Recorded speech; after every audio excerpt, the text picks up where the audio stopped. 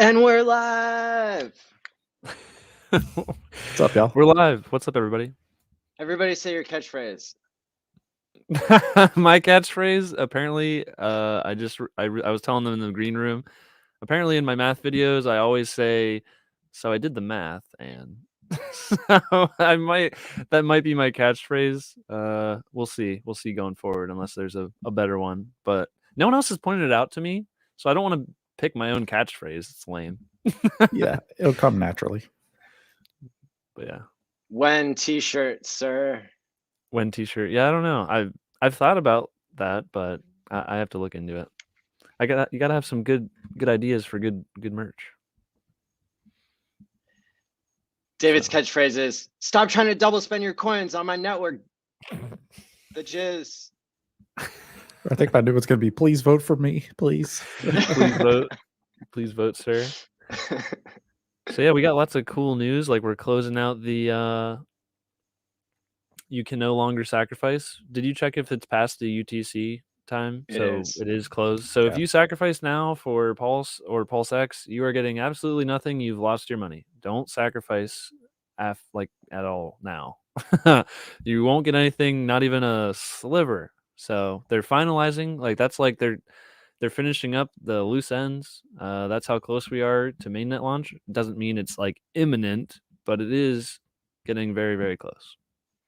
Define imminent. Imminent is like it's about to happen, like right now. I've been waiting 9 months, man. It's imminent. Like, it's happening this month. Like, I just don't want to break the word imminent. Okay. Hey, I respect that. Yeah, it's coming soon. That's what the word soon's for. I mean, soon is that's really relative as well. They're all kind of pretty relevant until you start going. I don't want to break the word soon, sir. I can break soon, but I'm gonna keep imminent intact. Oh yeah, so how was driving like 30 hours? How was that for your mental health? It was way better with Twitter Spaces. That's all I can say. There you go. That's good. So I'll teach people how to pass that you're driving across the country with a DeLorean or whatever you'd be driving. You want to get somebody as a co-host. So, Richard does that because his Twitter Spaces is super buggy. But I found that I was able to keep the space going because when I was switching cell phone towers in the middle of nowhere, it would rug the entire stream. Ooh. But when I had a co-host on there, then I could kill the app and come back to it, and I would only miss a few seconds, and it wouldn't rug. So, that's smart. Yeah, there you go. That's the trick. Who'd you get to do your co-hosting? Was it? Well, I did about 10 hours when I was driving from Vegas to Austin, and then I did about 5 hours yesterday when I was driving to West Palm Beach. So there were a lot of people. Shout out to everybody. I wonder if you've discouraged. Oh, go ahead. Yeah, go ahead. Oh, I was gonna say, I wonder if you've discouraged a lot of people from clicking your video because it has the word Trojan in it. You tell people not to click on Trojans or get them. I mean, it's kind of funny, but it's also like, I don't know if I'd click on a Trojan video. I mean, I could probably make a YouTube video that says like, this will give you a virus. People click on like secrets of hex. This will give you. I mean, hey, that's one way to go viral. Am I right? Yeah. Richard yesterday tweeted how not to get hacked, right? Perfect timing. Oh my gosh. Yeah, try it out. Try out your security, guys. Click on the worst stuff. Okay, we probably shouldn't be. It's called a white hat operation that we're doing here. If you clicked on the word Trojan, you need a security lesson. Enter David Feeder. I actually sell that to regular businesses. So yeah, if you and your users are clickers, you can actually contact me. If you're a small business, call me. I'll help you. So we test people. The show. You get fake spam, and if you click on it, then yeah, you have to do training, and it identifies who are your clickers, because like 99% of the time, that's how businesses get hacked. It's all phishing these days. You click a link in an email or an attachment, boom, you're gone. They get into your MetaMask, they steal your email. Bad stuff happens.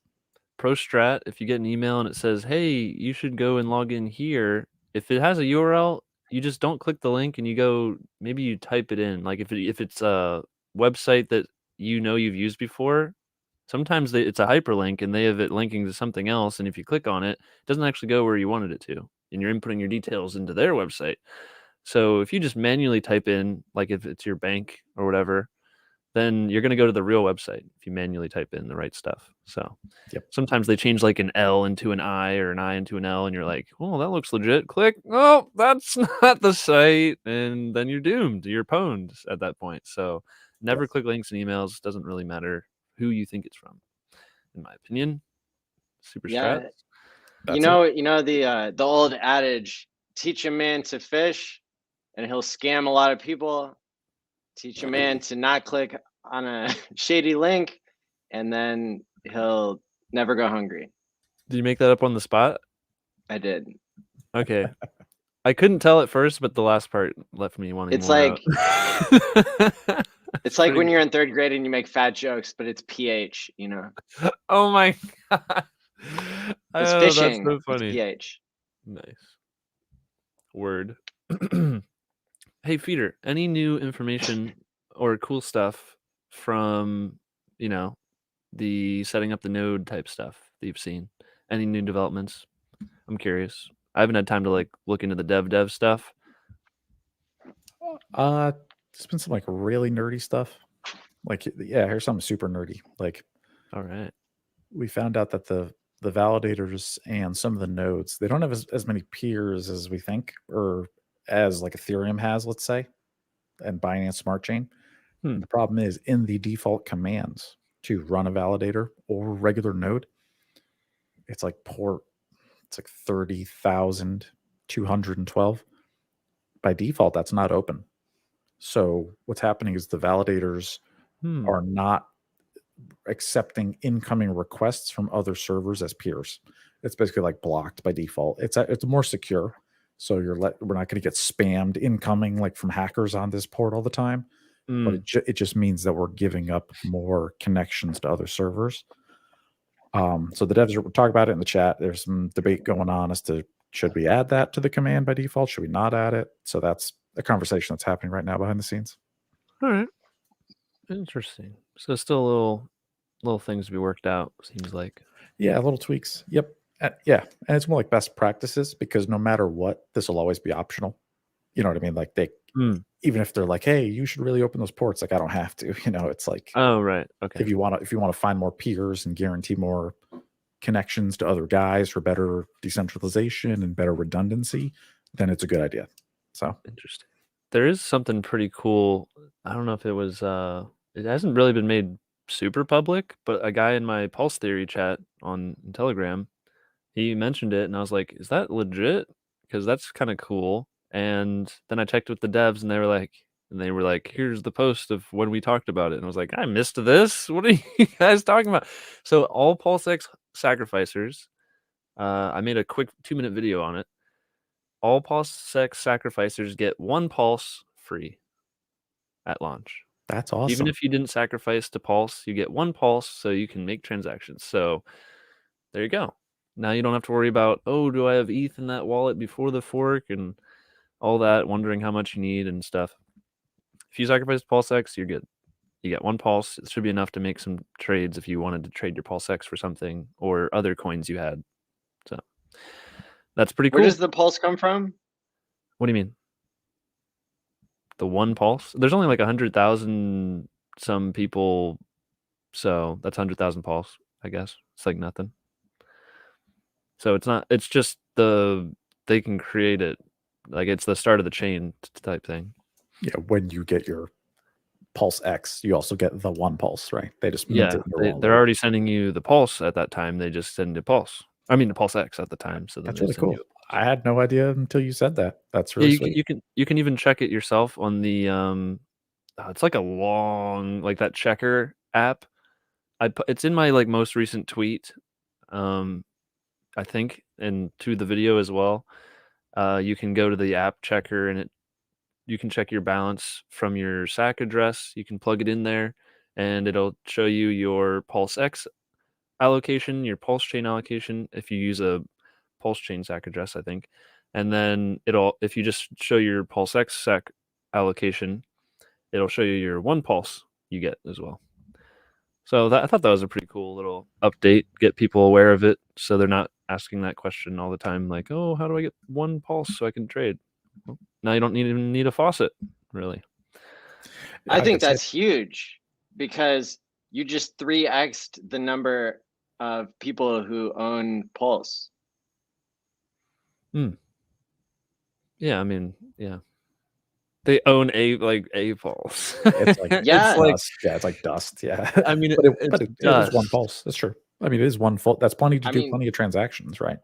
That's showing up in the but as a percentage of the MetaMask list of coins that you own in terms of like pixels and real estate, it's the same amount of space to show that you have that coin as it is to show that you have, it makes them all holders instantly. 100 million, Pulse X coins. So I think it's really smart. I think good job to whoever did that. And it's pretty cool, because like the guys in my game theory chat, we got some smart guys in there, and they suggest some cool stuff. And the one guy apparently tweeted it at Richard, the idea, like weeks ago, and he was upset that like he got a bunch of like flack for it. He's like, no, we shouldn't give out any free pulse to make them buy it. It's like, dude, you can't give out 1 pulse. So people said that. What's up? People said that. I'm pretty sure he said he got a bunch of flack. I was pretending to be a flack giver. I didn't see a specific message that way, but I'm imagining that's how it went. That's how hungry people are for their mad games. They're like, don't even give away 1. It's worth a 10,000th of a penny, but don't give it away. That's right. It could be worth a penny someday. That's right. So yeah. So that was pretty funny. So what about everybody who only sacrificed for Pulse and not Pulse X? Are they getting 1 Pulse X for free? We can't afford to give them 1, Maddie. Mom and dad aren't being equal with the siblings. No, but 1 is necessary for any transactions, and then the other one is just like a coin that pumps hard. You don't. Okay, well, you can explain that to all the angry mobs of people who aren't getting their, they're getting diluted. There'd only be like 30 or 40,000 anyway. It's like 1 quadrillionth. Yeah. Yeah.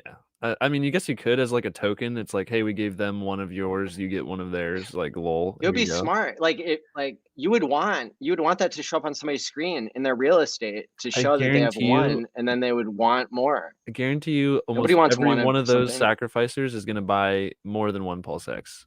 So that's just going to happen regardless if they everyone. How are they going to know about it? How are they going to know about Pulse X? Well, if they ever want to trade anything, they're going to look at the website. They're going to wonder what that ticker is, probably. I mean, not everybody watches YouTube. But for someone to, I guess that's for a very small amount, like, because I know some like cousins and stuff who like I barely got them into the sacrifice for Pulse X, but imagine I got them into Pulse Chain only or something. Then those people probably don't know how to use a DEX. So maybe you're right about that. But that's we're talking about nothing. Who cares? I'm not going to talk about that any longer. UFO is calling me out on this. Like, all right. UFO's awesome. Point taken.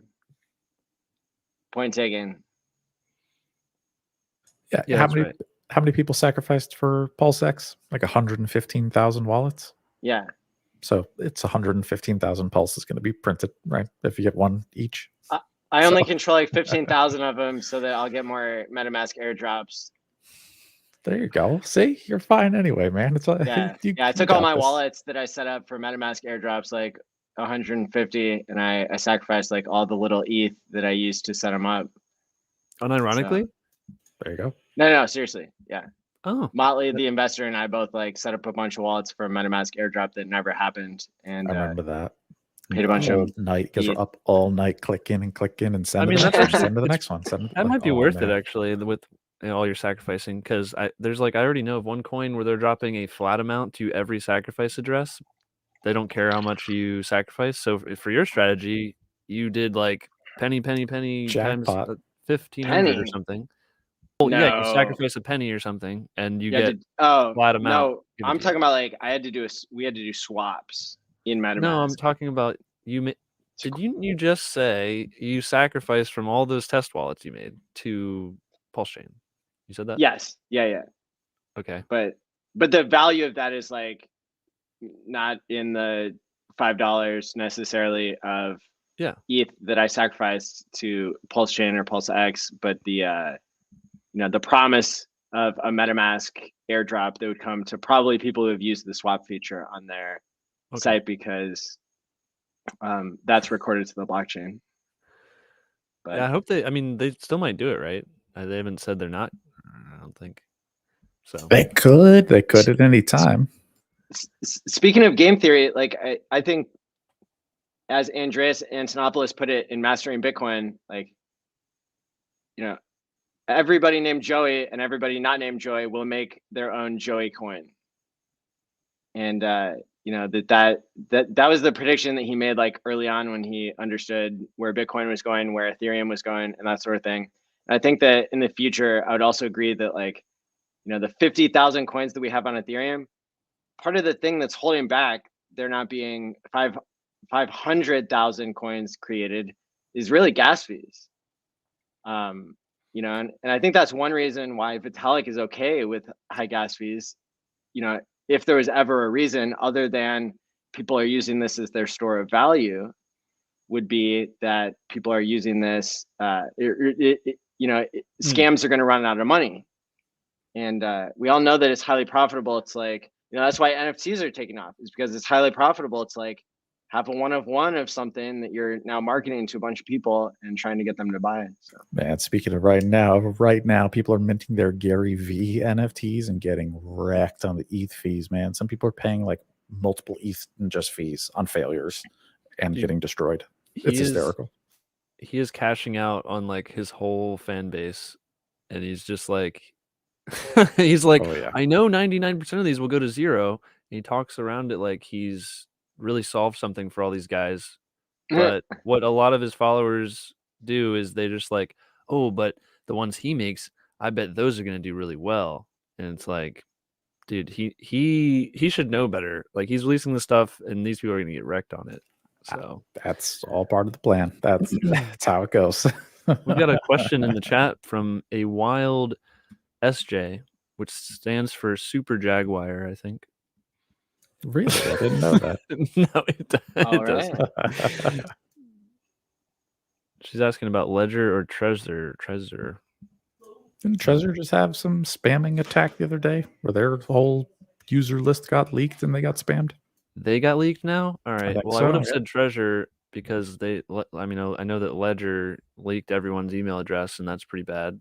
But I think Ledger just did it the other day too. Yeah.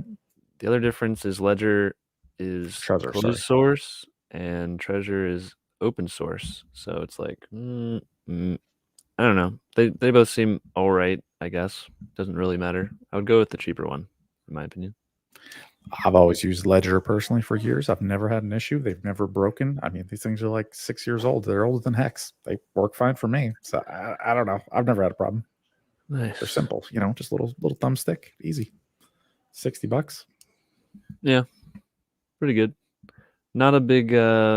I don't think there's just like a huge difference. It's hard to be like, yo, definitely this one. Like they're so similar. It's like the screen is different. Or like, ooh, the buttons are different. It's all the same stuff. Like I don't have much to say about either one. I literally just read a review over both of them because I was curious too the other day, and it was so close, and they were like, we got to give it to Ledger because they claimed some secure elements thing because they're closed source. It's technically industry standard that's safer, but the other one's open source. So if you like that, then pick that. And it was like, okay, well, what's the average user supposed to know the difference between what you just said there? They're just like, does this help in any way? They both do the same thing, in my opinion. I think Ledger supports more coins, but hey, do you need more support for more coins that can get you wrecked, or do you just need the ones that are good to be accepted? And that's what I care about. So it doesn't really matter to me. I think hardware wallets are for the initiated, in the sense that, if you already have, a decent amount of money in crypto, then that's when you would go for it, as opposed to if you're only investing $100 in crypto, I would not advise spending $69 on a hardware device. Yeah. And, I think it's also important that our community is able to just argue about stuff that's important like that, because we're all going to be speaking to different audiences. And when, last night on Twitter Spaces, I was arguing with people about, how much security they should have. And some people were saying that, the first time somebody gets involved with Hex, they need to have a hardware wallet. That's the only way to do it. You're doing somebody a huge disservice, if you're onboarding them without a hardware wallet from the beginning. And I'm glad that we have people in our community that say extreme stuff like that, because it's the people probably who are listening the most who are gonna, they're gonna have the chance to evolve their security setup. Whereas people who are brand new, for me, I would encourage them to get started with something less expensive, because they're gonna get more mad gains. Because that $69 plus tax plus this and that, shipping and handling, if PulseX is going to do a 10,000x, if Pulse is going to do a 1,000x, I would not like to see all those mad gains go to, them to be never created, because people were so busy getting a hardware wallet when very few people will ever get hacked. Yeah, I mean, that could be thousands of dollars in somebody's wallet extra because they didn't get the hardware wallet in the beginning, the very beginning, possibly. And almost nobody gets hacked. Majority of people get hacked by giving away their seed words. And I've literally in the past week, I think I've gotten people email me a lot. It says business inquiries only, but I guess people don't read that. But a lot of people ask me, they're like, "Hey, Richard Hart sent me this link, but it's asking me for my seed words. Is this safe?" I'm like, "This is a scam for sure. Why do you even have to ask?" And they say it's from Richard. Richard told them to go there, and it's obviously it's a fake Richard that sent them there, and then they believed it. And luckily they came and asked me, and I was like, "That's a scam. You're being scammed. Don't do that ever." And they're like, "Yeah, I thought so. I just wanted to double check." It's dude, that's one of those things you don't have to double check. No giving your words to anybody ever. So I get those. I got 7 of those this week alone, of people telling me that they were about to give their seed words, and is this legit? I'm like, are you kidding? How many? 7 different ones. Whoa. So it's happening a lot. One person, they said they've been watching my videos since the beginning, and they were they think their thing has been compromised. What can they do about it? And basically that's just oh, I feel so terrible about that, because they're compromised. They've already sacrificed, and they're wondering how they can move their coins to another address at launch or something, or if there's no hope. And from what I've heard, the howtopulse.com guys have a potential thing where you KYC with them to prove that you're not just the hacker trying to steal coins from someone's address. Because if you just are online and you're like, "Hey, that's my address, can you move it to here?" That could just be the hacker telling them, the devs, that, and then your coins are stolen, the legit guy. So you have to, I think they're working through that. I haven't kept up to date, but that is what the Walrus and the guys at How To Pulse were working on. So I sent that guy over there, and I said, if they can't help you, then basically you're in a race with that hacker day one to move your stuff to a real uncompromised wallet address. So it's very sad stories to hear that. I feel so bad for those people, because they tell me, man, you hear some sad stories. I'll tell you what, I won't get into the details. Yeah. Yeah. Here's a sadder story that nobody invests in crypto because there's a barrier to entry, and then the fiat system wins. That's a sadder story. And so true. People in the comments here, I feel for you that you got hacked, and the solution is not to onboard. It is not to not onboard people. The solution is to address it, but to not overrepresent the fact you don't walk into a bank and they're like, hey, sometimes the bank gets robbed, right? That's not how they start the conversation. Yeah, I definitely like it is. Yeah, people getting hacked is kind of just unfortunate. And you hear about it, it's like a loud minority. It's not like, oh, 50-50 chance in crypto you get hacked. It's like there are some people they get and they lose some stuff. But this is still the better place to store your wealth, in my opinion. No financial advice ever on this channel, right, Maddie? Like, yeah. That's what my lawyers told me to say. But not legal advice. No. We can't win. This is for entertainment. Hey, if anyone's interested in, I actually did a really good breakdown today that is game theory related. I was in the flow and I found some good math to totally break down the significance of Pulse X buy and burn versus the Pulse burn in numbers and ways to show it that it's not just, it burns a lot more and it's this much and Pulse is less. Like that's kind of how I think some people understand it at this point. But I went into the numbers and it's hundreds of thousands of times more impactful than the pulse burn. And so if you want to watch that video, it's my most recent one. Very good stuff. I was very proud of it, so I'm happy to show it here. Are you surprised by the amount of Pulse X that's getting burned? It seems like a lot, right? Yeah, it's I try to focus more on like the dollar amount of value being sent into and buying up. Because like the amount of tokens itself burning is going to always go down over time as the price goes up, because the price going up reduces how many each dollar buys, and the dollar amount, the price can rise at a way faster rate than how much more volume you can get to increase the buy power.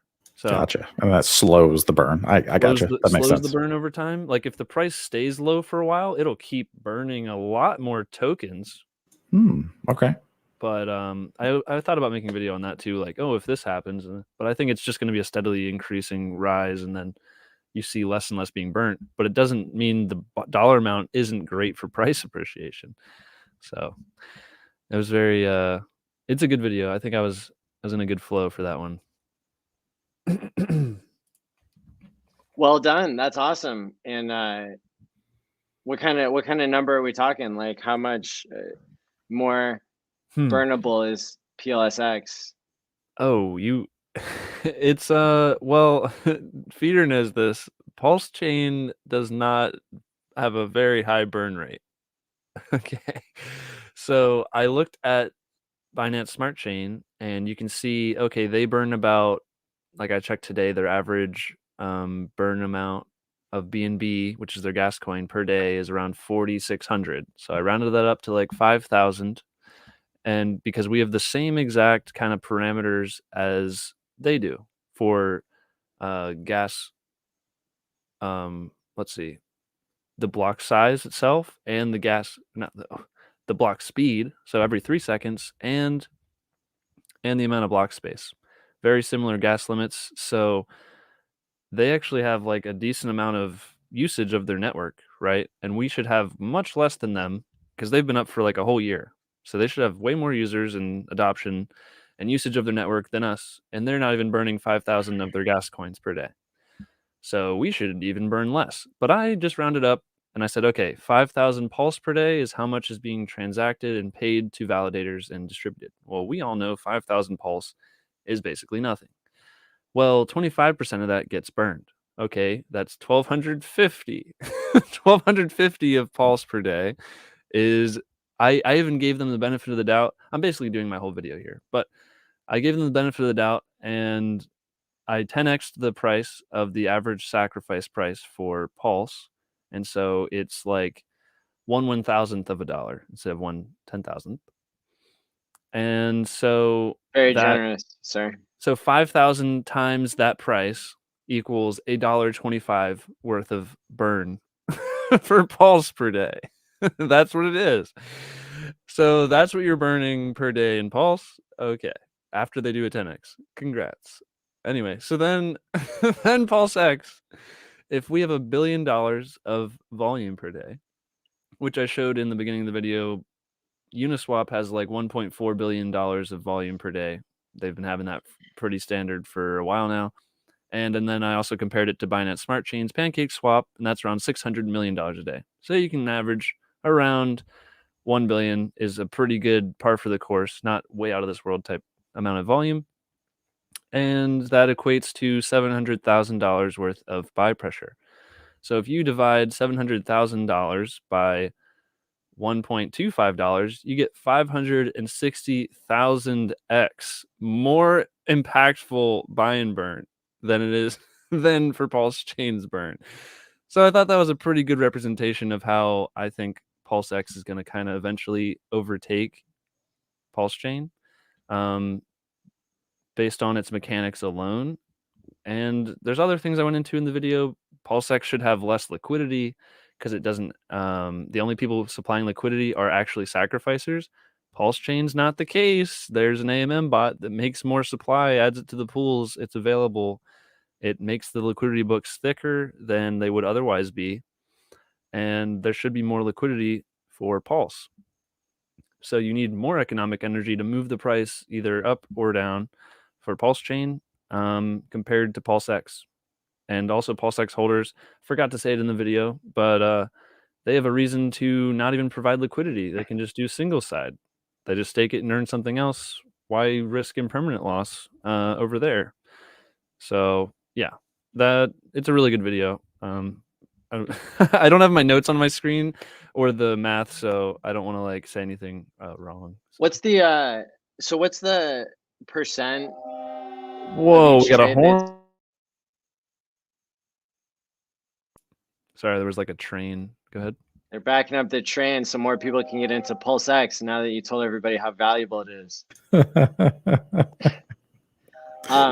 Trains are crazy today. And we got the spammers are back. We're doing something right. Okay, so what is the percent of the transaction that gets burned? 25%. I also theorized 25% of 1/3 of a percent. Is that right? Oh wait, what? Oh, you're talking about Pulse X? I thought you were talking about Pulse Chain.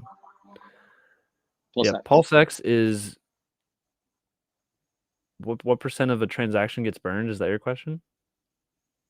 Yes. Oh, okay. So a trade on the DEX, it's going to be 0.07% of the volume. So if it's $10,000, that's $7 of buy pressure. Buy and burn. You have to make sure you add the percent. Okay, I got it. 0.07, it's not right. So it's 0.0007. Yeah. And that comes out to, divided by $1 billion, that comes out to $700,000. Every day, by the way. Every day. That's every day. Bad. Oh, and then at the end of the video, I have other news to share, but also I showed if you spread that across a whole year, $700,000 per day for 365 days, that's going to be $255 million per year. Buying and never being able to sell it. It's unsellable, only moves the price up. That's really good. That is really, really, really bullish. Oh yeah. Man. We might have to delete this video, Maddie. I think we're letting the secrets out, you know? Well, no, we want people to bid up the price, you know? We should let this secret out. FOMO pants on fire, guys. Yeah, get your FOMO pants ready. Now, I'm not saying Pulse X is just going to out the gate just destroy Pulse. I think the human economic energy is it's like way bigger than this impact at the start, because like it has all this like pent up front loaded demand, and you're gonna like boom. Well, if a bunch of people just buy Pulse like 80 to 20 type style, that price is going to do way better than Pulse X. But over time, as you can see, it's like a compounding effect. If you just keep having this buy pressure that never gets sold down, it's going to eventually just break away, and you're like, okay, now it's ahead and it's never going to lose ever again. like it just, oh my gosh, it's crazy. And it just keeps scaling. The more we get DeFi adoption, more buy and burn. There's no cap. GG So, crypto. So if like nobody bought PulseX more than just the buy and burn, it seems like, you know, we could actually get a price to earnings ratio on this baby that is easier for people to conceptualize than the price to earnings that whales did, of course, because they don't have to understand all the intricacies of T-shares and HEX and compound interest and that sort of thing. But you know, how much money got put in before the OA? Was like 1.2 billion, or was $1 billion something? I don't know about all the other chains combined, but if you look at PulseX lead, it's like $1 billion, 37 million, if I'm remembering it right. Yes, and there was like a 20% extra on other chains on Pulse, I think. So really, 200 or maybe less. But so I guess what I'm saying is that the multiple, the price to earnings multiple on just the burn itself, if you're burning $200 million worth every year, it's like a 6-year, you know, break even rate for the, you know, for like, the price to catch up to the earnings.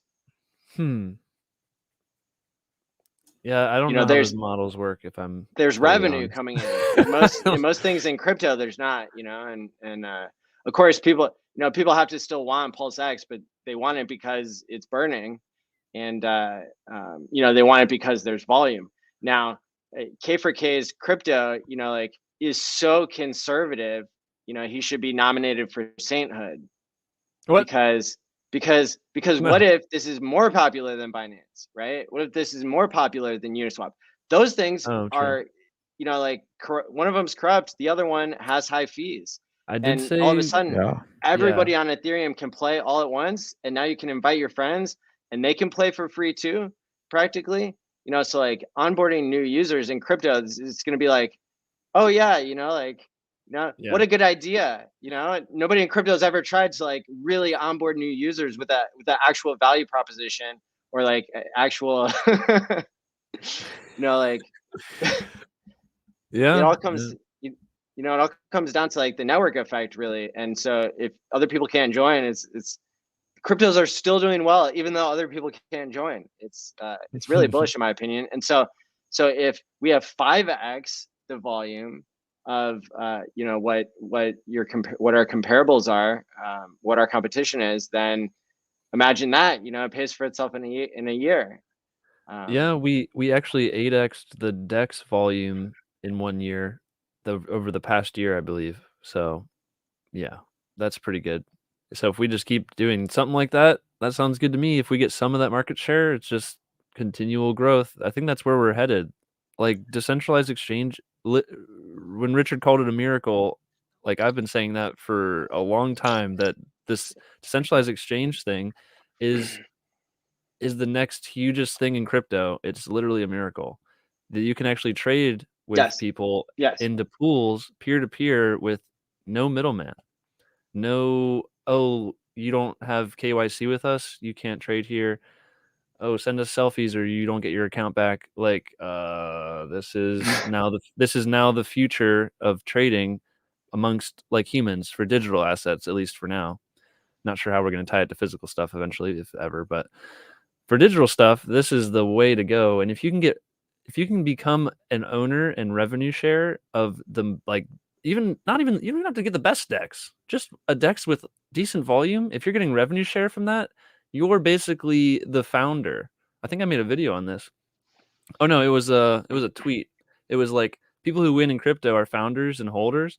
And I was like, well, you can be a founder in the DEX, and then you're earning fees, whether you're basically earning income in a way, whether the price goes up or down or anything like that. Because if anyone cares about any other coin, even if they hate PulseX, they're buying it up.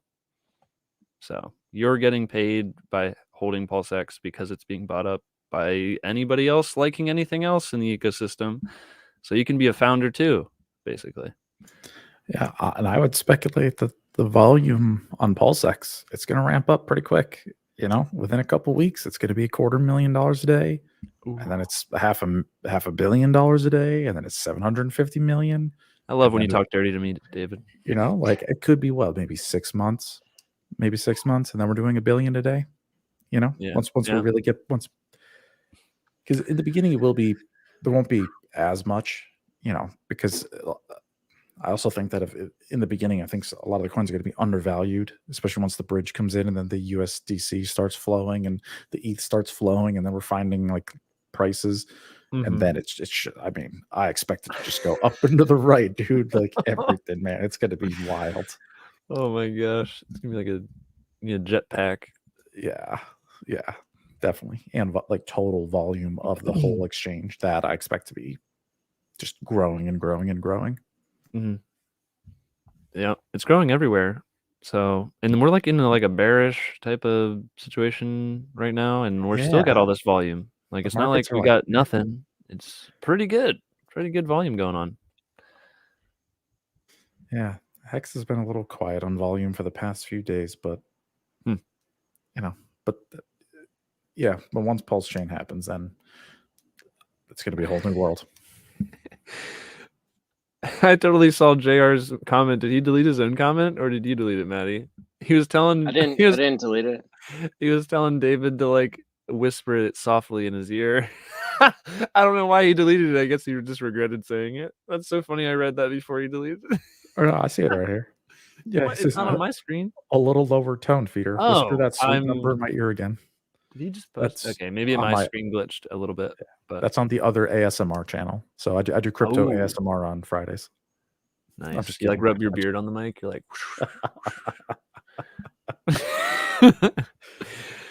People pay for that, I think.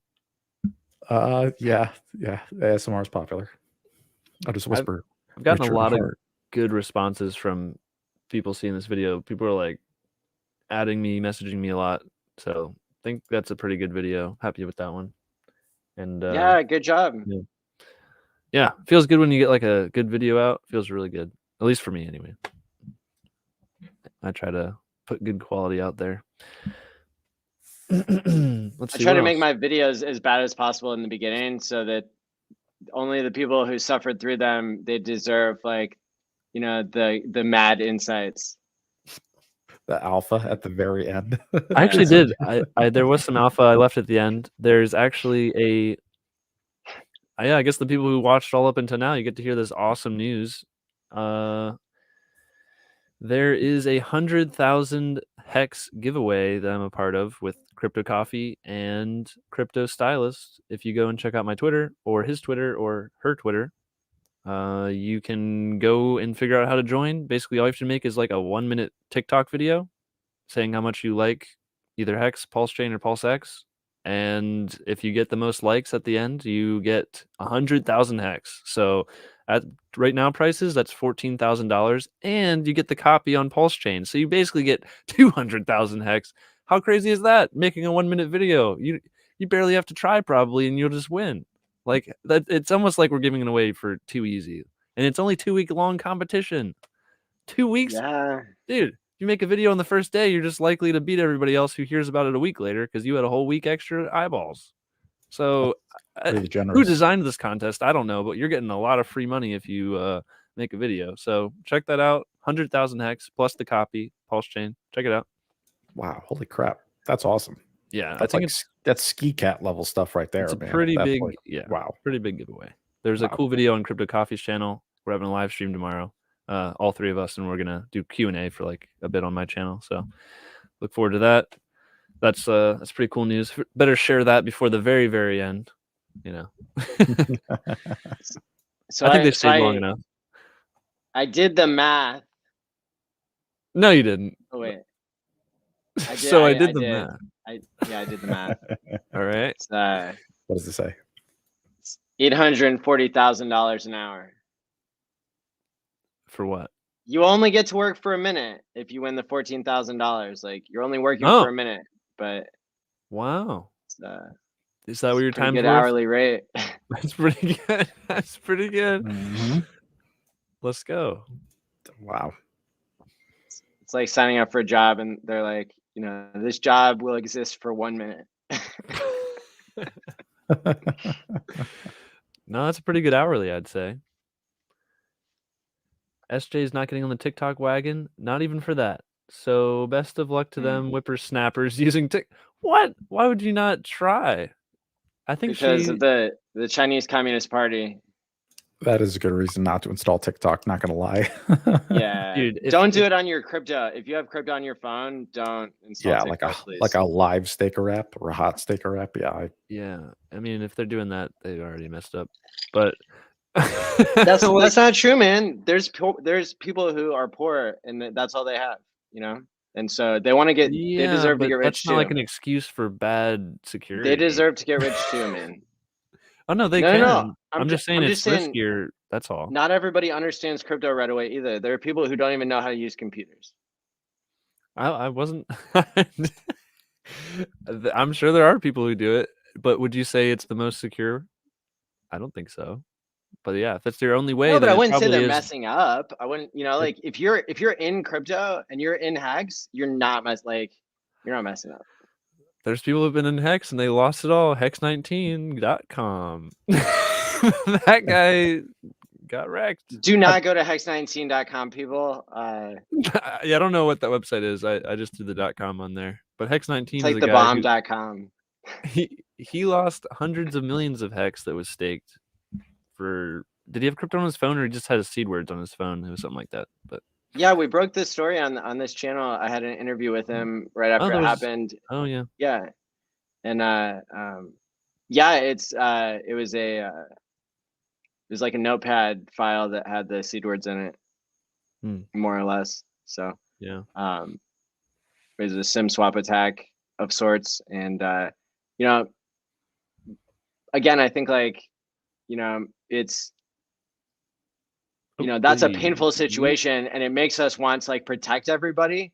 But remember, part of crypto is we don't want to recreate the old system.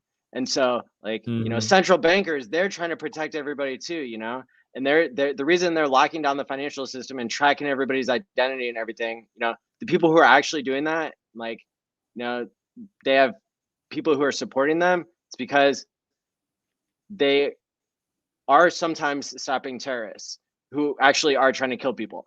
And the reason why we don't give that extreme amount of power, to a government usually without it being checked is because, that always ends badly, because they just redefine the terrorist as, the person who's just speaking out against them instead of going out killing people. And so, yeah, I guess I'm pretty passionate about the, security thing. The having poor security statistically is better, having $100 to lose is better than not being in Hex, I would say.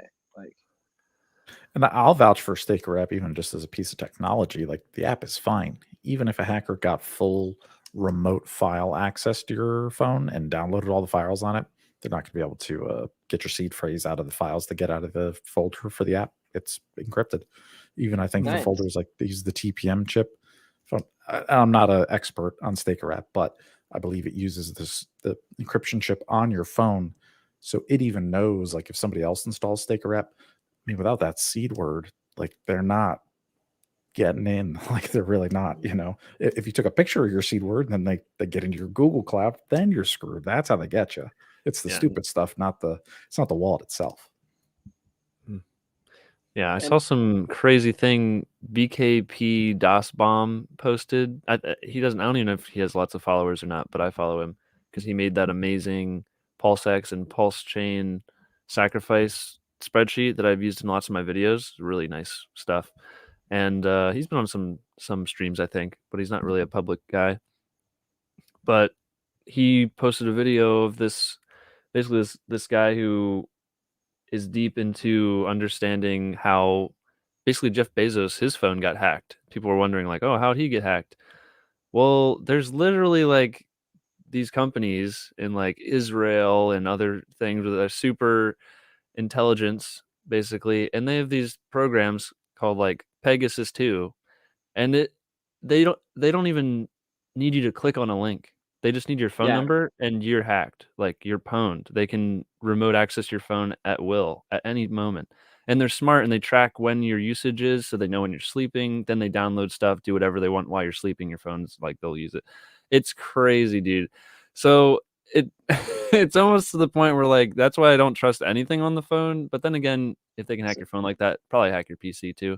You just don't want to be a target. I was just about to say, like, yeah. they don't have back doors into every firewall in the United States and every Windows PC. Come on now. Yeah, it's all the same. So when we try to make people aware of like what's possible, then like we're taking away the possibility that they get a 10,000x because they believe that they're going to get hacked more than they believe that they're going to get a 10,000x, right? So like the majority of people do not have computers anymore. Computers have been phased out. People have cell phones, and I'm here to tell you, like, the people who watch this show, like, you have no business starting new stakes on a phone, right? Because these are all people who are who are like rich in hacks, a lot of them, and new people as well. But the majority, I think, of people that watch this, they've been watching them for a long time. But all the people that you're onboarding, the people who are watching the show, like, we can't assume that they're going to have the same resources. And if we really want hacks to go viral, it's not going to be, I don't think it's going to be because we're finding people with computers. I think we're going to find people with cell phones, and that's what people already have. And that's the right tool to get started with $100. You're not going to sell your home or your second home if you have any home at all. Like, you're not going to sell all your stuff and stick it on a phone. But at the same time, we don't want people to like not even try, not even get started. I don't think it's smart to fearmonger people out of starting. It's better if they do get in. It's just I try to be is my lips not matched up with my words? Okay, I guess they are. They're fine. Yeah, you're cool here. Okay, they didn't seem right. Anyway, I don't think it's good to only talk about the security. Then that scares pretty much 99% of people who are new. They're like, if there's any security risk, they think they can lose it. They feel like it's like 100% chance they're going to lose it, and then they never get started. They miss out. So and like 99% I agree with that for sure. Of my under $500 onboards, they're all through StakeRap. I mean, I remember back in the day, you had to fill out a Google web form, and I'd have to send in $10 of ETH to Firebun and Steph so they could generate the Gnosis safe. Like, we used to do that shit by hand last year, man. So, oh wow, I don't remember that. That's crazy. It was like, so it's fine, and nobody's ever had a problem. All of my onboards have their words written on paper or metal, and we're good. Everybody's happy. So no complaints. If there was a major hack of somewhere where we have like a central mass, so if StakeRap got hacked, if MetaMask Mobile got hacked, on a system level, if all iPhones or all Androids got hacked, if all laptops got hacked, like that would probably be a big enough event where social consensus would come in. I mean, Richard even shocked me saying something at the in-person Hex conference, to what's that guy's name? Dragon 5555, who was asking like, hey, like, what could we do about these people who sent Hex to the contract address? Yeah. It was like, could we do an airdrop to those people? And Richard was like, I've never thought of that. He was like, I'm not going to say no to that. That's what, I don't think he's encouraging it, but it's, that's the kind of social consensus thing. True. That the solutions come about. If you'd have to like have some sort of DAO or something to get consensus among the people to vote if you should give money back to some people, and then you're like adding coins in. So there has to be like all this like code created. But I mean, just imagine if everybody in Hex got hacked, right? If everybody got hacked, it would get fixed. Like that'd be the best kind of hack that you could have as an individual, is if everybody got hacked. Well, yeah, because everyone would be like, oh, we're just gonna transfer it to this network. That's what he's always said, is like, if ETH starts sucking, we just airdrop the state to another place. So we would airdrop the state from before the hack to something else, and that person would only be able to drain what they can out of the liquidity pool, which actually isn't that much. So pretty smart, actually. Have low liquidity, so hackers are disincentivized to hack. It's a feature. I agree. Smart. And helps price performance when it's going up. Oh my gosh. Has Richard thought of it all?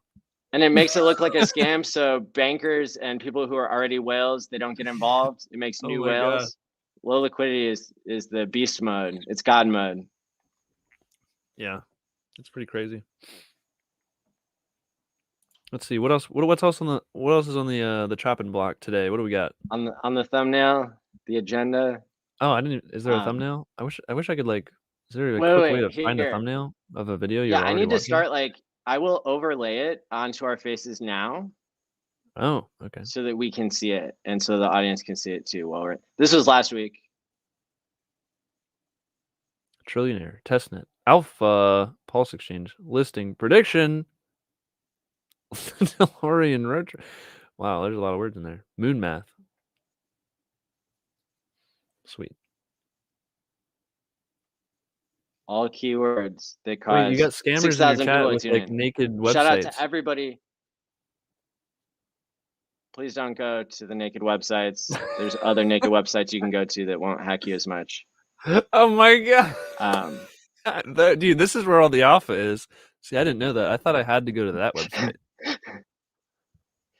Well, it's still I'm glad we said it straight. There's like 150 people watching now, but there's consistently 6,000 people watching in the replay. So shout out to everybody that's here and who's going to be here, and hit the like and subscribe button. Here is the thumbnail for today. The words got overlapped a lot because I was experimenting with that, but oh, you were experimenting, weren't you? Yeah. Trojan. I could tell by your tone of voice you don't like this much. So I'll go back to the old format next week. I love our pictures in the background from the conference. Yeah.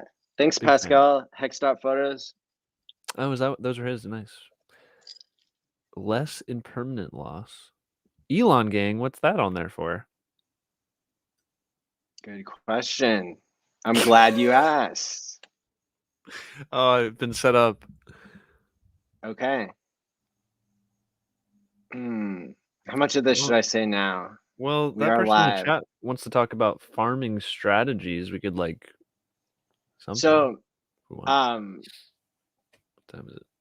Okay. I'm working on a way to onboard another 120,000 people into Hex, and also live forever. Those are the two things like on my agenda for this little Bitcoin trip. So, oh, because that's how many people attend that thing.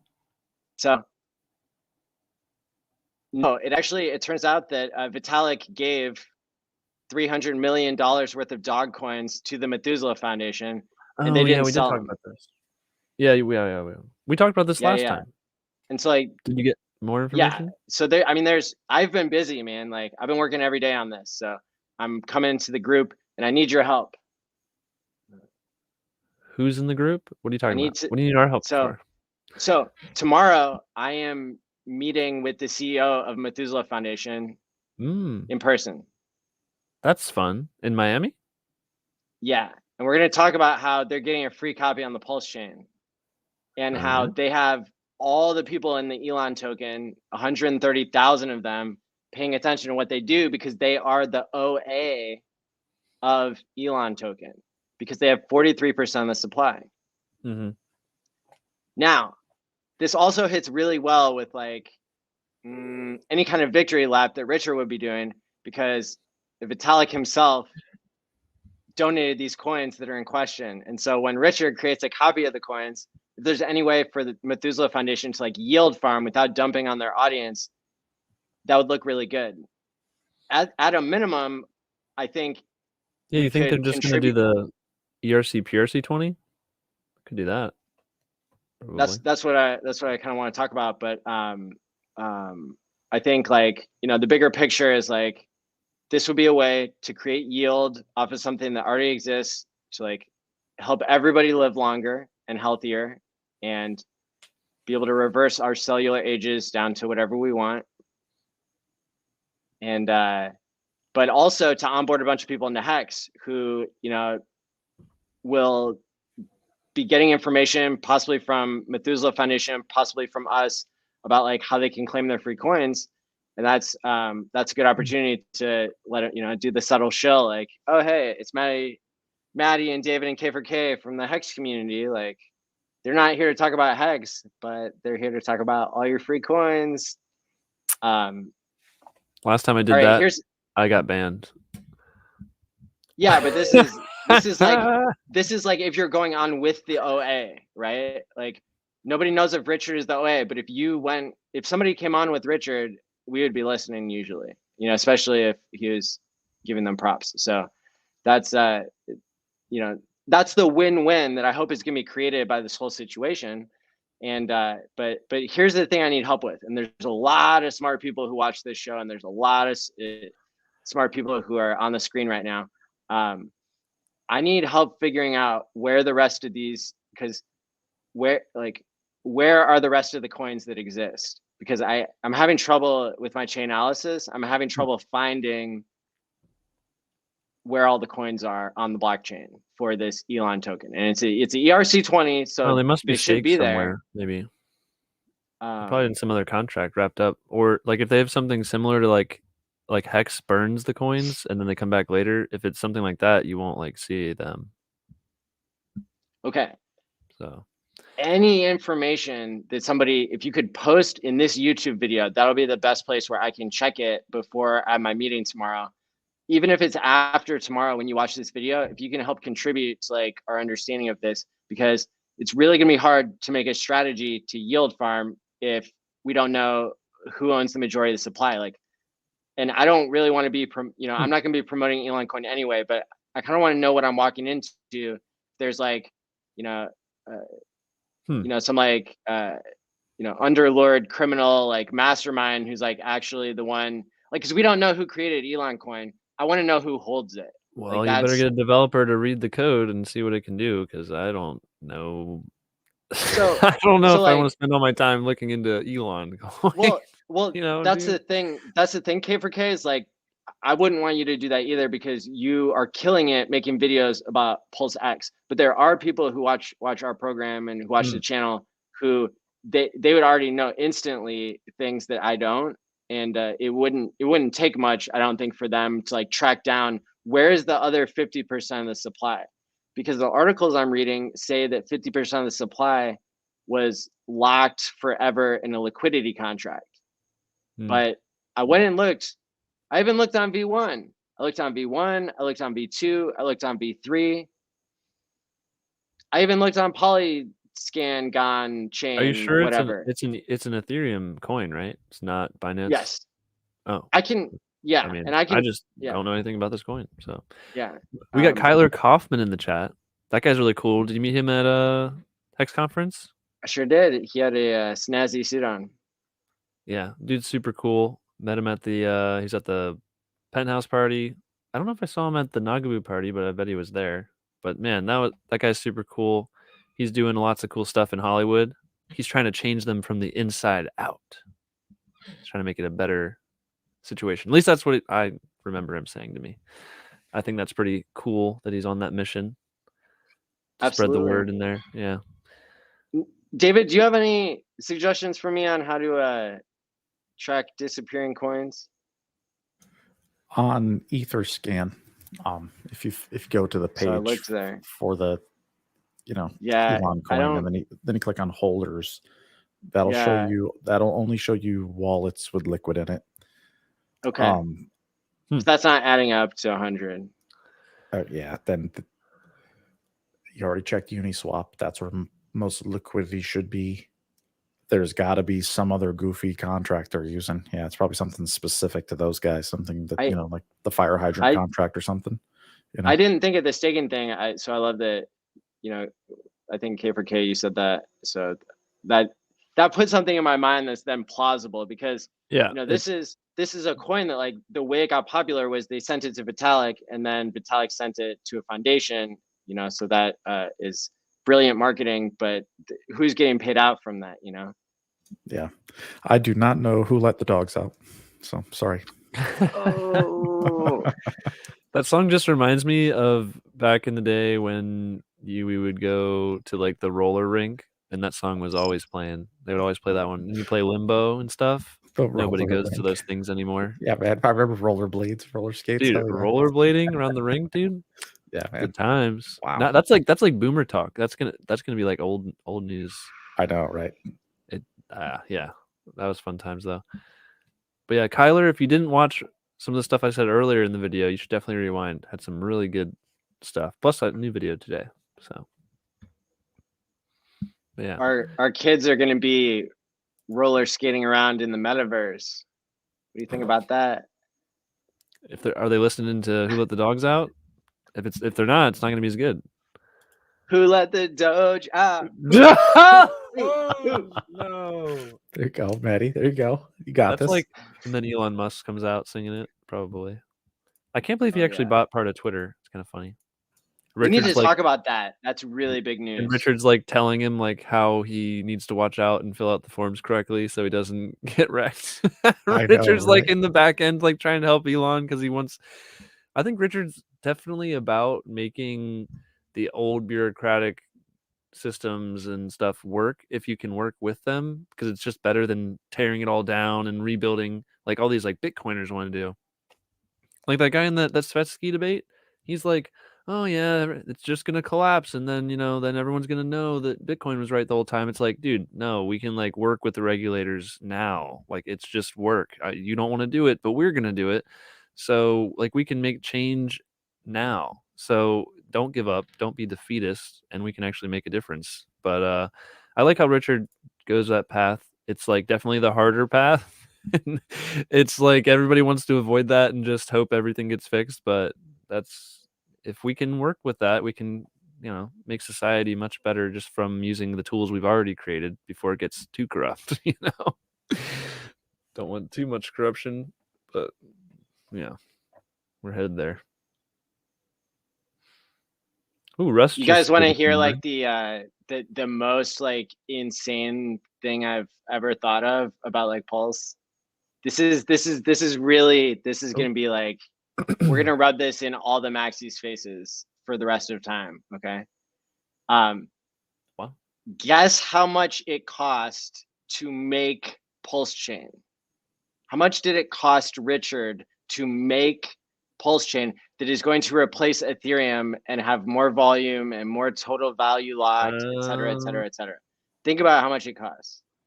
I mean, I'm thinking about developer costs. And for the past year and a half, and he says he's paying them each like around $250K each. So it's like, I think he has like 2 teams or more. I mean, are we including like all of the other projects he's working on and paying for? And the server stuff. No, just Pulse Chain. Just Pulse Chain. I don't know. Probably it's something around $1 million or maybe 2 million. Something like that. But also, David Feeder knows about the server costs. Weren't you saying that was $50K a month? That's what I heard for his Amazon bill. Well, we've only been running that for about like 4 months. We've had testnet, maybe. So that's another like 200K. Yeah, 1 to 2 million. If that doesn't, yeah, like if that doesn't make you like, if you have seen the testnet, if you've heard the idea of Pulse Chain, and that doesn't make you want to FOMO like all of your money into Hex, if you have money to FOMO, like your FOMO money, it should be going into Hex, because Richard, that's how efficient the man is. Right. He's replacing ETH with a $2 million project. Like how much money? Like there's probably over 1,000 ICOs that like have pointless tech that never get to market. They all they do is make promises, and they raise like a crap hundreds ton of millions of dollars each. Yeah, and they release like nothing. That's true. That's true. Wow. I wonder if Richard just doesn't talk about that, because then it looks like he's doing entrepreneurial managerial effort. So he's like, I guess I'll just let other people talk about what it might be. Yeah. But that's pretty cool. Yeah. Yeah, it blows my mind. Yeah, and it's like he's so efficient and he's getting the right people working on it, because it's not like you can just throw 2 million and be like, yes, I've built a new ETH. It's like you have to get the right people, and you have to know that they're doing good work, and not just you're paying them and then you go, all right, where's the code? And you're like, oh, there's no one here, or there's no work being done, because I know he hires remote people. So, you gotta go and be able to know the code they're writing is actually like useful, and they didn't just go, clickety, and then submit. Like, so he's really efficiently picking the right people and getting a lot of stuff done. That's awesome. Yeah, and like you said, it's a lot more than just like having $2 million. You know, he's got buy-in from people because people want to work with the person who's the best in the world at something, and you can't buy that. Yeah, I really wonder. I guess it's just that weird backstory that people were able to dig up of Richard, where there was pictures of his driver's license and something about spamming or something that happened, and people just thought he just got this scamminess to him that everyone attached to him from that old information. And he's talked about it and explained it, but he's not going to explain it in every video. It's just really unfortunate that that kind of like sticks for people. And I guess people don't like his gaudiness so much. Like people are like, "Oh, stop talking about your watches." When Pauls. I think people are just, I don't know. They're kind of, it's almost like a little bit of selfishness because you're like, "Hey, do more work for us for free, sir." Like, dude, the guy is doing so much already, and he's done so much for crypto and made many millionaires so far. Many more to come. Like, we haven't even launched yet. And look at all this stuff that he's built, like that is built around what this guy's built. Like, wait till you see its performance, and then we get everyone on ETH on board. Oh wow, this guy is building stuff at the genius level. Like, this is the way to scale Ethereum. He figured it out. He's like, you know what? I can't believe no one else thought of this. I'm gonna executing massively well. Like Maddie said, $2 million. Wow, that's amazing use of money. Like, what? There's a reason this guy has been a billionaire and retired at 25. Okay? There's a reason he talks about it. It's like, I know what I'm doing, guys, is what he's telling you. Yeah. For sure. Cool guy. I hope I get to meet him one day. Me too. I hope so too. Should have gone to the freaking London event. But I didn't like the stupid COVID stuff at the time. Oh, said the word on your channel. Ooh, doomed. Well, I guess you can say the word maybe, but I'm not going to say it again. But yeah, you couldn't like go there, and you had to be there 10 days early to like get past the security. It was like, Yeah, I don't high know risk of about that. getting trapped there. Yeah, God and the forbid you can't- trapping. Yeah, The then you're trap stuck. part. Yeah, Yeah, I was like, I don't know about that I don't one. want to be stuck in England for fucking months. No thanks. Take a boat back to America. Well, no way. we all just stay in Richard's basement. Richard, house us, please. He doesn't live in England, so no, there's no basement, bro. Like, Yeah, I don't know you're where he homeless lives, dude but in like London. You're going into the tunnel. Like, somewhere in Europe, maybe. But yeah. So Yeah, slumber party at Richard's. dude, that'd be 24-hour live stream. going to the Be castle. awesome. Imagine the candles being lit, the candelabras at that place.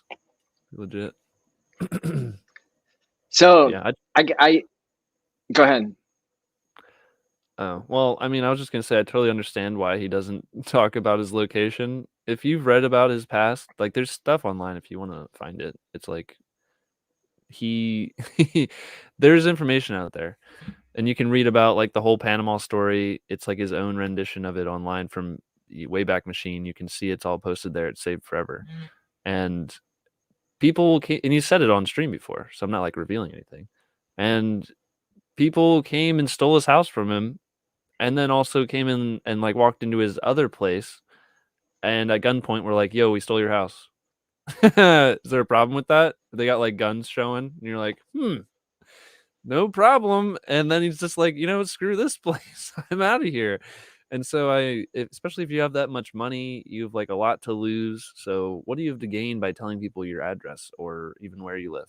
Like, it's not shady when you're at that kind of level.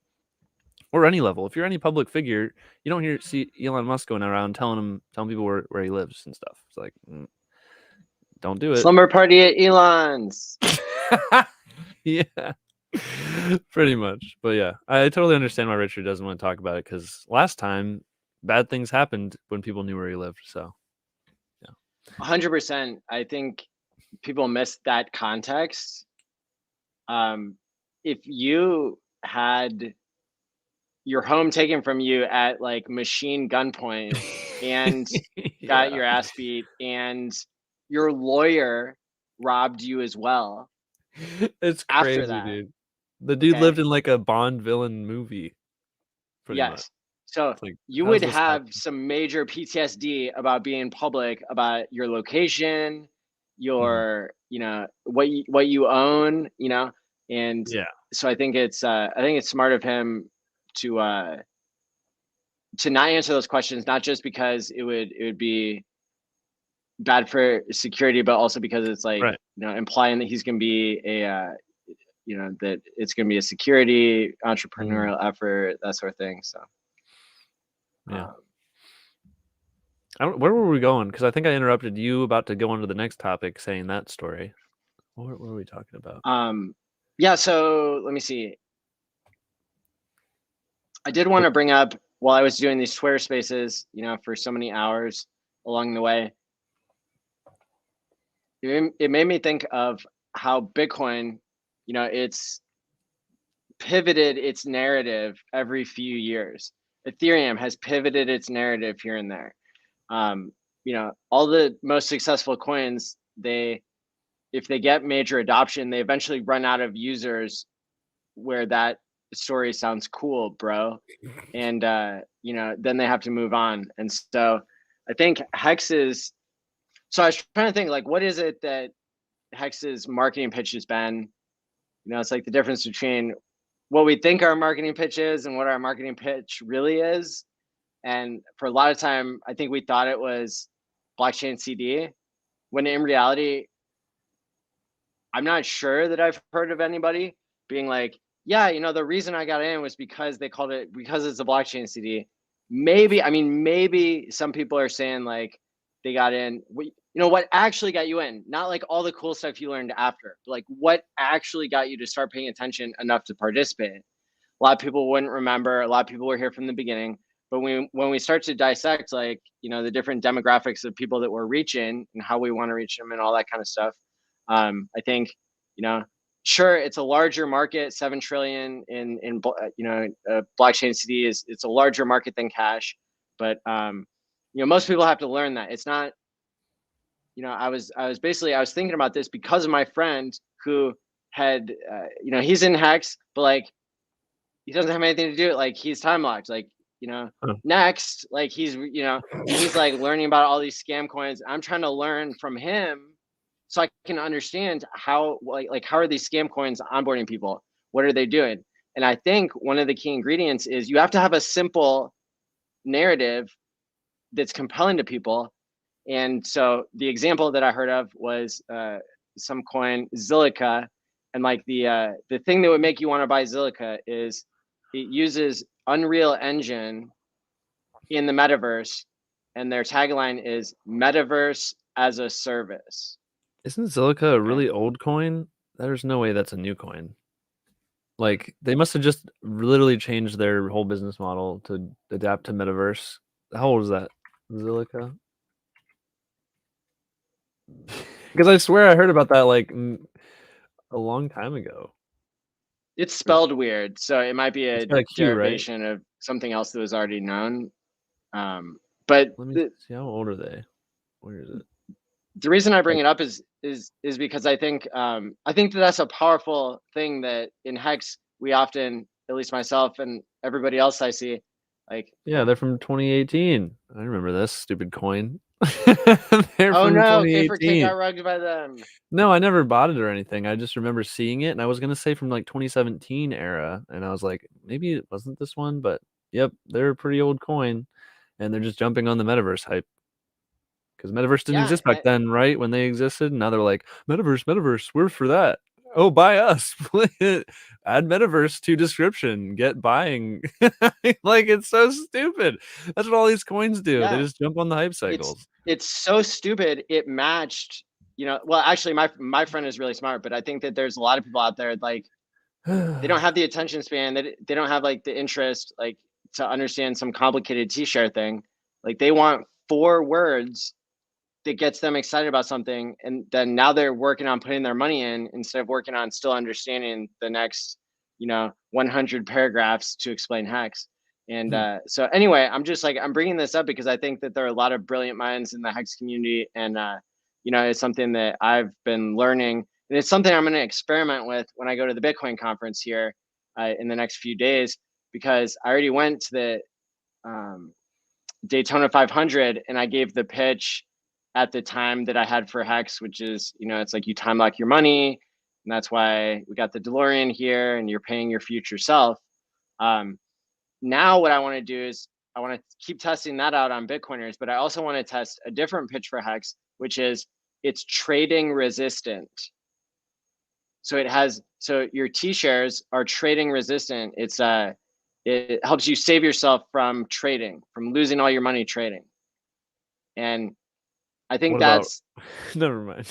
I was gonna say, what about Raptex stakes, lol? But that's a whole other thing.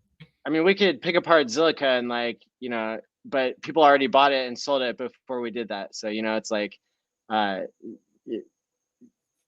think even though we don't focus solely on marketing, it's something that I want to get better at understanding the psychology of onboarding people, because I think even though we're getting 250 new people a day in Hex and that sort of thing, I would like to see that number grow to over 1,000 per day, even beyond Pulse Chain. I mean, we're having a chance coming up here soon to onboard a lot of people. I'm hopefully going to be talking to a community of over 100,000 people.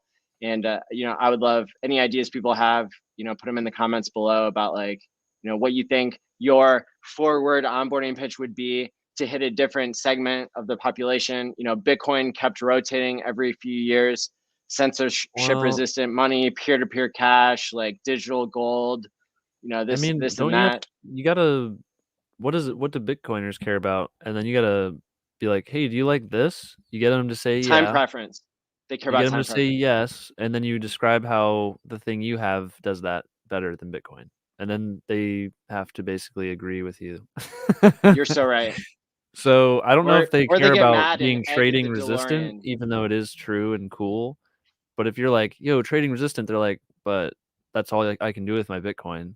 So they don't even realize that it's better to not trade. I mean, some of them I guess hold for a long time, but that's people all you are can do losing with Bitcoin money. Is trade people it. have lost money in Bitcoin if they invested a year ago, maybe still. Yeah, I mean, there's a decent percentage of people in Bitcoin who probably bought the top, because that's what people do. That's how you get a top. So, yeah, I think the trading resistant narrative, I think that might be something that some people in our community could use. Everybody maybe has a friend who got swung around by the stock market or by crypto or whatever, and yeah, I think maybe they would want to get into Hex to save themselves. Hexkins are so far ahead of the rest of crypto. Not to toot our own horn, but when we say stuff like don't trade, they're like, but I have to trade. They think that's the only way to make money. And so they don't really even understand it to the point we do. We're like I'm not trading. You buy it, you hold it, and you win. I mean, but I gotta give credit to Max Kaiser and Stacy. They tell people to stack sats, right? They're like, just stack your sats, keep adding them up and just put them in your bank account. Smash buy. That's what they say. Smash buy, get your stats, and just chill. So those are 2-word motivations. Okay, so maybe they would understand that more then. So maybe that will work on them. Give it a shot. See how it plays out. I can read people really well when I'm having a 1-minute interaction with them, especially if I've had this same interaction with 600 other people. For example, people coming up to a DeLorean and being like, oh, cool, I'll listen to you for 10 seconds because I want to take a picture with this cool car. After I've seen that so many times, I start to notice all the little micro expressions people give, their body language. People will tell you a lot just by giving you their attention for 3 to 10 seconds. And so when I went to Daytona, it was an incredible opportunity to understand the psychology of pitching Hex. And so I hope that I get another crash course lesson here at the Bitcoin conference. And so wish me luck on that. So you're going to pitch Hex, not Pulse Chain and PulseX? Maybe you guys should tell me what to do. Maybe you have better ideas. I'm just curious. That's a really, that's a good idea. Although they can't buy false checks right now. So that's kind of like a weird one. It's been weird for a while now since the sacrifice is over and stuff. It's like, oh, what do you tell people? This thing's coming out. You can wait till launch and buy it, I guess. I don't know. It's not as easy as here's how to buy. You were saying earlier about like, what do they care about that, that could trick them into saying that it would support. And I think it's time preference. The Bitcoin Bible these days is the Bitcoin Standard, written by Safety, and I've taken all his classes. I've read his book, so I'm familiar with that material. If somebody wants to talk about time preference, I'm going to tell them what we all talked about last week. The average hold time on Bitcoin is 111 days. The average hold time in Hex T-shares is 3,200 days. Or no, sorry, 2,300. I get that flipped. Still. That's pretty cool. Time preference. Who has the longer time preference, and who's going to sell first? And I was doing a pretend Bitcoin debate with people on Twitter Spaces because I'd been awake for 24 hours and I needed something goofy to do. And so I was representing Bitcoin, and I was having people come up and debate me as if they were a Hex maximalist, which they were. And I think one of the ways that I ultimately lost the argument is I pointed out that if I wanted a Hex person to take all their Hex and buy a Bitcoin, I'd have to wait 6 years. If I wanted to convince a Bitcoin person to buy Hex, I could do it any day of the week. That's a good way to frame it. I like that for sure. Use that one. That'll make that's a good one. And it's short and easy to understand. It's like you could sell your Bitcoin right now, couldn't you? It's like, well, I know a lot of people in Hex, they literally cannot sell it to buy your thing. So yeah. How do you think that we're trapped? Price, Stockholm syndrome. Join us. Diamond hands, man. Yeah. It's built in. All right. What else do we got? If we don't really have much else, we shouldn't drag it on for dragging on's sake.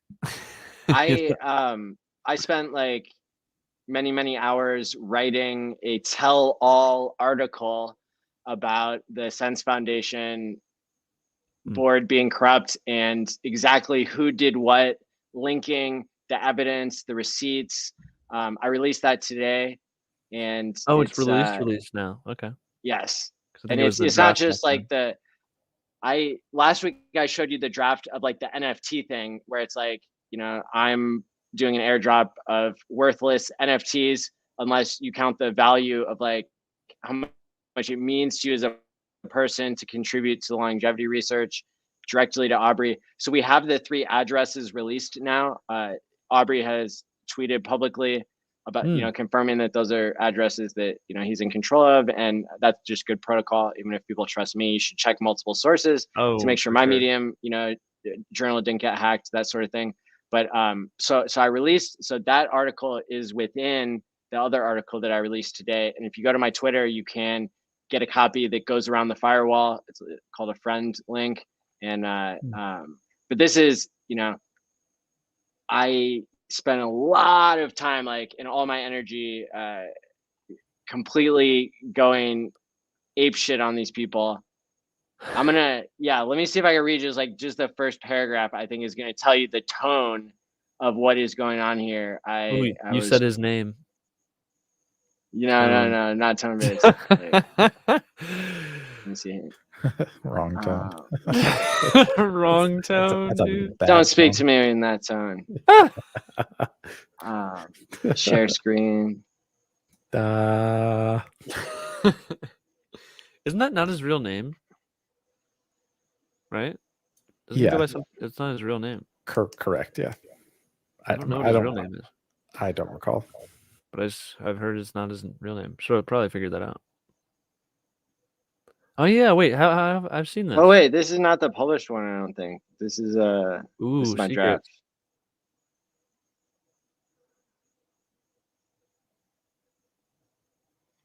Yeah. Here it is. So I love how you just threw in the looks like this freaking Doug Stamper Sense guy. board blunders. Wait, Part 1. Did you say of Silicon Kevin Perrott Valley? rug pulls $27,500,000. Can you Fires hear that? longevity found. Yeah, it's talking. Yeah. Sense director seen contradicting himself in Tweetstorm says it's not a lot of money, and yes it is. How Sense board lost credibility. The Doug Wait, but Stamper Doug of Silicon Stamper's from a Valley different looking Kevin show. Perrott showed he is out of his league on Wednesday. Kevin is a used car salesman turned venture capitalist henchman who shocked donors this past week when he maliciously fired beloved longevity founder Aubrey de Grey in a tweet. Perrott's failed leadership saw half of the board of directors resign last week under growing scrutiny from the Hex crypto community, who donated $27.5 million in July 2021 with the express intent for donations to be deployed by Chief Science Officer and founder Dr. Aubrey de Grey.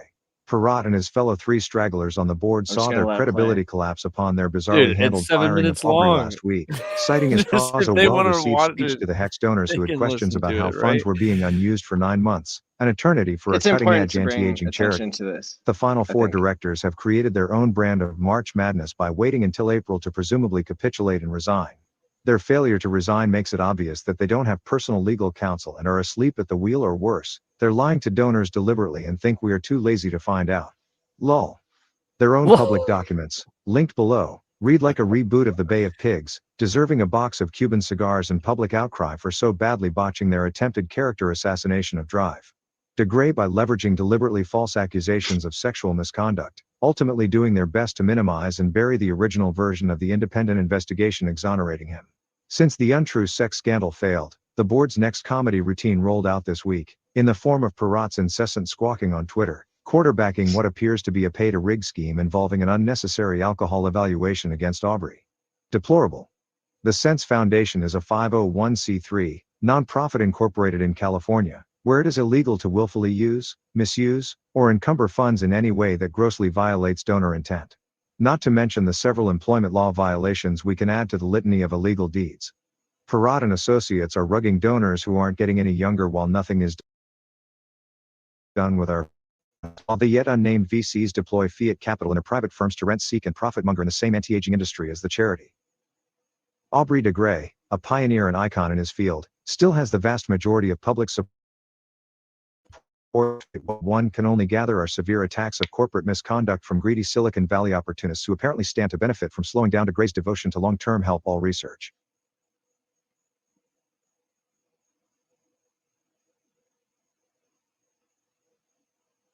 Did it get stuck? Yeah. R.I.P. I guess you have to click the link to to get the rest of it, but that's a good preview, huh? Yeah, that was a juicy teaser. Oh yeah. Dude, you're like really good at writing stuff. But Doug Stamper's from House of Cards, not Silicon Valley. I meant like Silicon Valley, like the actual Silicon Valley, like not the show. Like so you're saying like you could be the Elon Musk of Hex. You know, it's like you could be the Richard Hart of Idaho. You know. I got you. But that guy does look like Doug Stamper. I thought that was hilarious. All right, good. Amazing. So, if you're a board member, you're going to be shaking in your boots. You're going to be thinking to yourself, is Maddie going to write billions of years of human lives being extended or cut short hang in the balance, and delayed deployment of Hex donor funds for 9 months, while continuing to lie to the public, is extremely deplorable. Growing scrutiny. All right, it'll interrupt us later on, but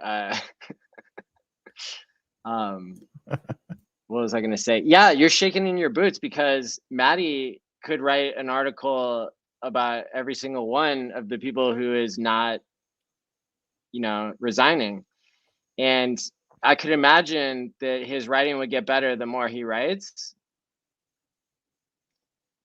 So I'm just saying, if you're a board member out there, there is a possibility that you will just resign instead of having the entire Hex community, expose you bit by bit, right? And so, we're all retired, and we don't have anything better to do than fight for causes that we believe in. And so, I think it's so important that we take a stand, because this is the exact. Many comments echoed similar takes even in subsequent episodes dedicated to Sense board corruption. Wow, that guy is really cutting me off with my own words. It's Yeah, things that we believe in, like that's what, it's what matters most, especially in this case. And so, yeah, I love the idea of, myself continuing to volunteer for this cause and, to try to get this situation resolved, because further down in the article, you'll find the math on exactly how much money it would cost us to take them to court, each, like, not only as an entire foundation, but individually. Take each of these people to court individually, sue them a personal lawsuit. Like McDonald's, have it your way. Like we're gonna make a Happy Meal for. I'm gonna back up on that analogy because I don't really have it. But anyway, the point of the matter is that $1.5 million to sue the living shit out of everybody involved here, like, that's something I would throw down on, and I know a lot of other people would. But if exposing them, that might cause them to resign without even taking them to court.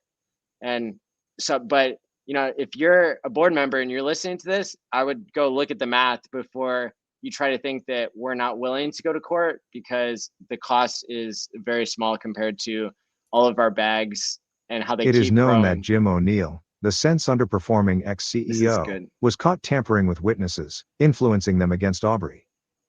That is, one of the two women who said she didn't like what Aubrey said 8 to 10 years ago, publicly blogged that O'Neill had privately claimed Aubrey had done worse things to other women when he hadn't. O'Neill seeded a rat's nest of lies within the board and foundation as retribution for poor performance reviews. Moreover, the board accused Aubrey of tampering with a witness, but the published email documents showed this was another outright lie. The board appears to have also rigged the substance abuse assessment that Aubrey had agreed to do until he learned of tampering. Like rats on a sinking ship, the board continues to this day to undermine Aubrey's reputation on social media. Farad et al. Continue spewing their alternative false allegations now that sexual misconduct was proven false by an outside firm, this time falsely alleging issues of addiction and unapproved speech. It was telling and duplicitous to put Aubrey under the premeditated corporate gag order in the first place.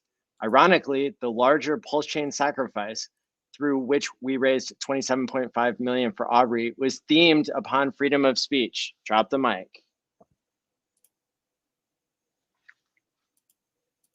Good stuff, Maddie. Very good stuff. Thank you. I saw Aubrey tweeting out at all of us last night how much he appreciates the Hex community and all the Hexicans that are supporting him. I know it means a lot to him, and it's giving him the strength to keep on his fight too. So definitely, it's only a matter of time until he wins and gets it back. Yeah. Thank you as well for saying something publicly. Every person out there, even if you just hit the like and retweet button, even if you hit the little clap button on Medium 50 times, that's the maximum it can get.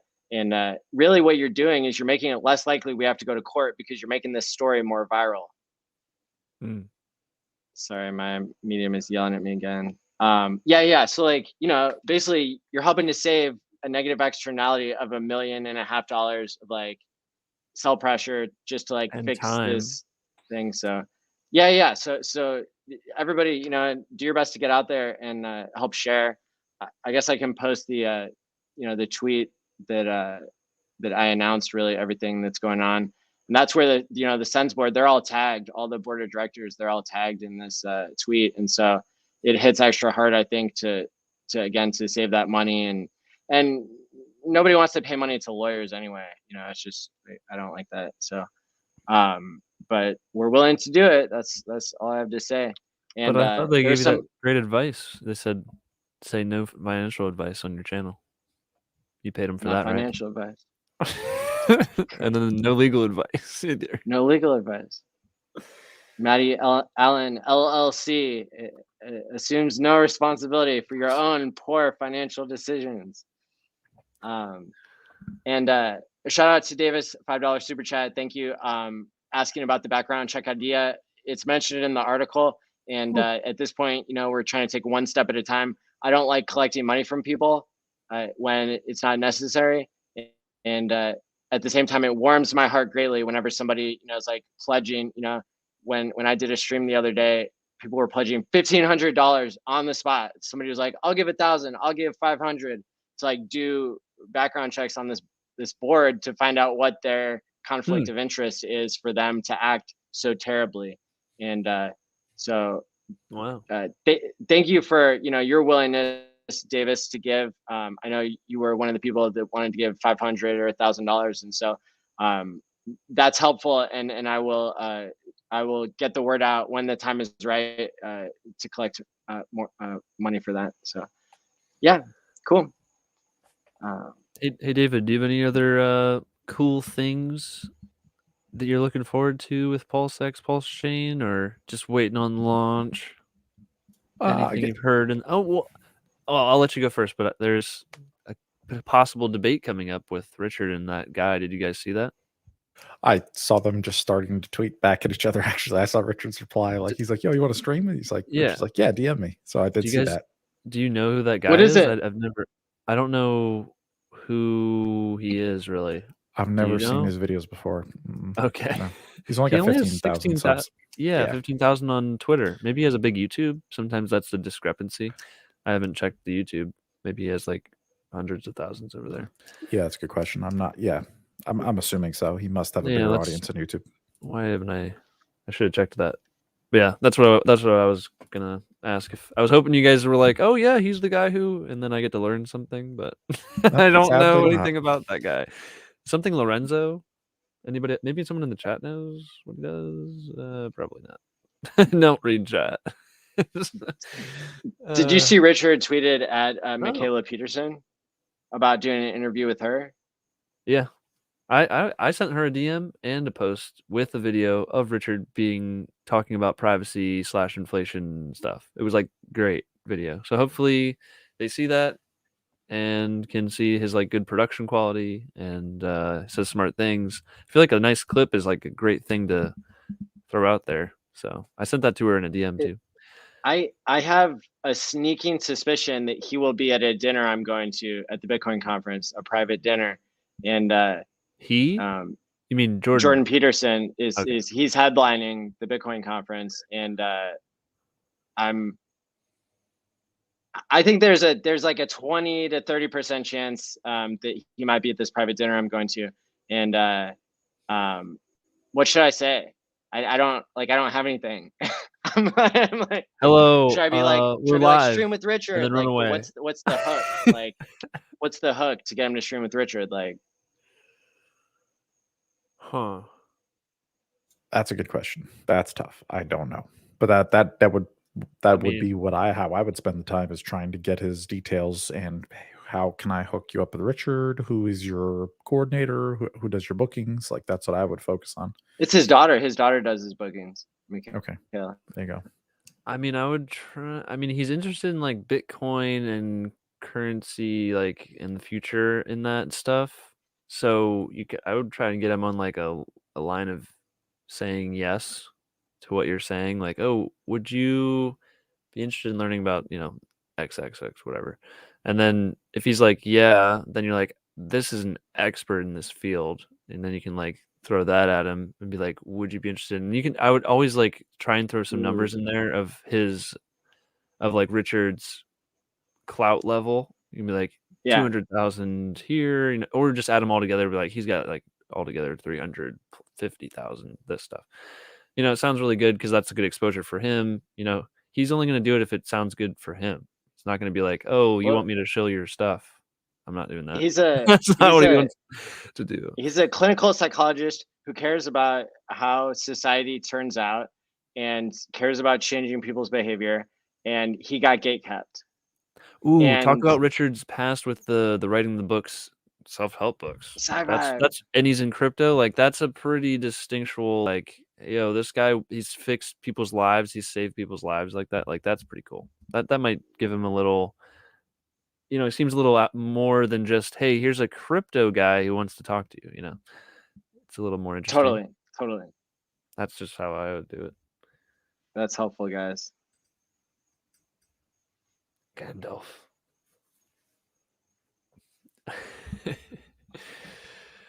Hey, he's never late. A wizard is never late. Mm-hmm.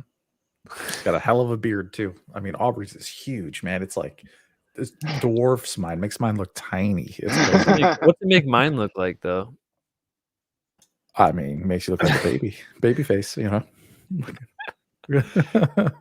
Oh man, Maddie can grow a beard. He's got something going. I got this goatee, you know, it covers up my aging lines here on my face. So Ooh, I'll be smart. young until we get better technology. Yeah, my goal is just not to age. Then I don't need the hair on my face. There you go. There you go. That's the plan. Man, you're one step ahead. You're one step behind me, but you're one step ahead. It's like, yeah. Well, I mean, I think we talked about everything really. We even went over some stuff from last week. So with yeah, the updates, awesome. that was some good stuff. Thanks for having us on, Maddie. Appreciate My it. pleasure. As always, my pleasure. And yeah, my computer's dying anyway. So shout out to everybody here. Follow K4K Crypto and David Feeder across all their platforms. The links are in the description below. Hit up that tweet, please. Please pump the tweet. Do not hit the like button on this YouTube channel if you haven't. If you're not going to go, hit that like on the Twitter, because that's where we're saving $1.5 million. Liking this YouTube video is not going to save anybody $1.5 million or help change the world by getting our $27.5 million back.